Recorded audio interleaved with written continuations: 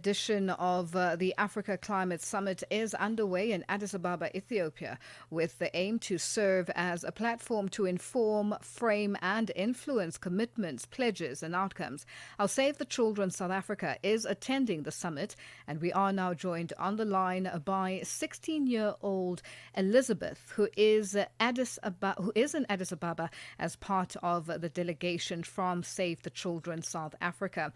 Elizabeth, good afternoon, and thank you for joining us on Africa Update. Good afternoon. I'm so happy to be here. I'm so honored to be part of this conversation. Elizabeth, what is the Mhm. latest coming out of, tell us about this summit, I beg your pardon, and why is it important for you and Save the Children to attend? And tell us how you got to be one of the delegates attending this summit. Okay, so this gathering, it's not just a gathering, it's a turning point, right? Where as Save the Children is amplifying our voices as children, it's making sure that our voices are not sidelined. So it is a very important gathering to make sure that we keep these leaders accountable, right? To make sure that we learn about climate change, we tell them about our experiences, right? As Save the Children South Africa, and also as the children in South Africa, and the children also in the African continent as a whole. So it's just hearing different views. It's very important for us as children because we learn from each other. We learn we get different ideas and different perspectives since we are from different parts of the world. Now, tell us more about how climate change has affected you. Climate change has really affected me as a child because in South Africa, for one, we have a lot of heat waves, and those heat waves make us really uncomfortable. We get migraines, and it disrupts us from going to school or even participating in school. And I've heard from the children here in the pre-summit yesterday. They were telling us about their complaints. Some of them were telling us that, their families are having agricultural activities. So those activities are destroyed, they are disrupted because of natural disasters that are happening because of climate change. And they depend on such activities because their families get food from these agricultural activities and even get income. So it is affecting all the children in South Africa and also the whole Africa as a whole. We are so vulnerable as children.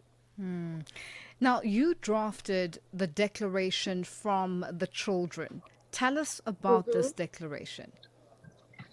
So this declaration is going to be shared amongst the duty bearers in all countries, and children came out and told and said that they needed at least 30% of child participation in decision making. They want formal platforms to speak out, to be heard. They want more child participation because they want more inclusion, with all children from rural areas, informal settlements, and those with disabilities. They want to be heard. They want inclusion because, we need more numbers in such summits. We need more children in such summits from different parts of the world, different perspectives. We need to all gather and speak out and hear from our leaders on how they're going to be accountable and how they're going to make sure that we get change. And now, tell us about your interaction with other children from other countries who may also be there to get their voices to be heard. What sort of interactions are you having and discussions are you having? We're having a lot of discussions in terms of what are we doing as to the children in those countries.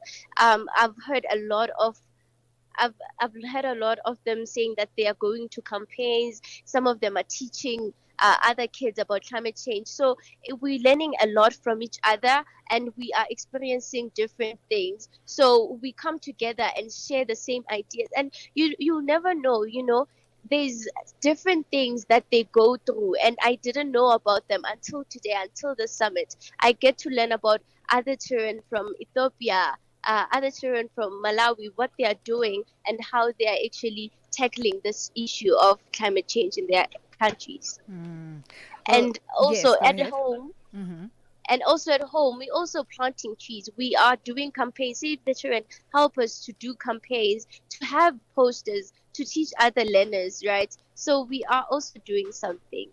Well, Elizabeth, it's been a pleasure chatting to you. Thank you so much for joining us on Africa Update. Thank you so much. It's an honor.